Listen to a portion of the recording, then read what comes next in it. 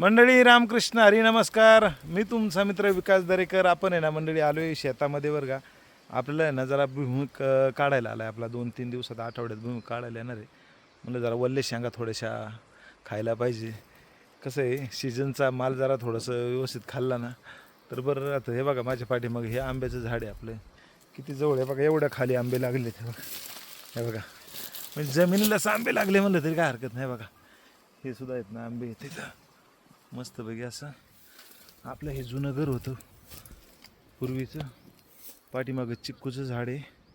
आणि जरा तुम्हाला तर भूमिका दाखवतो मंडळी. हे बघा हे ओळखते का काय बरं, हे ना हावरी बरं का, हावरी किंवा तिळाचं जे म्हणतो ना आपण ते. बघा पांढरे तिळाचं आहे. असं आपण भुईमुगामध्ये असं आंतरपीक म्हणून आपलं टाकून द्यायचं, वर्षभराचं खायला होतं बघा. हे बघा असं, हे बघा. आणि हा आहे आपला भुईमुग. भुईमुग पण आता तुम्हाला दाखवतो बरं जरा कसं काय वाटतं कुठल्या एरियामध्ये काढायचा भुईमुग. बघायचं पाहू बरं. जर कवळ्याचे जर शेंगा अजून थोड्या शेंगा कवळ्या आहेत, झाल्यात पण बरं का चांगले. बघा हे ना चांगला निबार झाला हा शेंगा. बघा चांगले निबार झालेले आहेत शेंगा मस्तपैकी. आता मी घेतो आनंद आहे या शेंगाचा.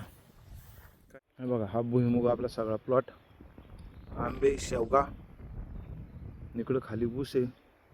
हे बा आपण आणलं बरं का मंडळी. असा जरा भुईमुग आहे ना थोडासा काढला असा, कसं काय वाटतं भुईमुग. आणि मस्तपैकी आता आपण घेऊ आनंद थोडासा.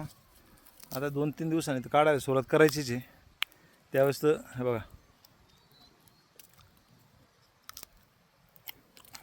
ओले शेंगा खायला आहे ना भारी लागतं तिथलं. मग काहींना बाजूने आवडतात, मला जास्त ओले आवडतात अशा. हे ना बघा मस्त या शेंगा खायला मंडळी. तुम्ही पण तुम्ही काय काय केले वावरात आहे का तुमच्या? भुईमुग आहे का? आता काय सध्या उन्हाळ्यामध्ये काहींची बाजरी असेल, काहींचे भुईमुग आहेत. आता आम्ही कसं आहे याच्यामध्ये हावरी तिळाचं केलं आहे.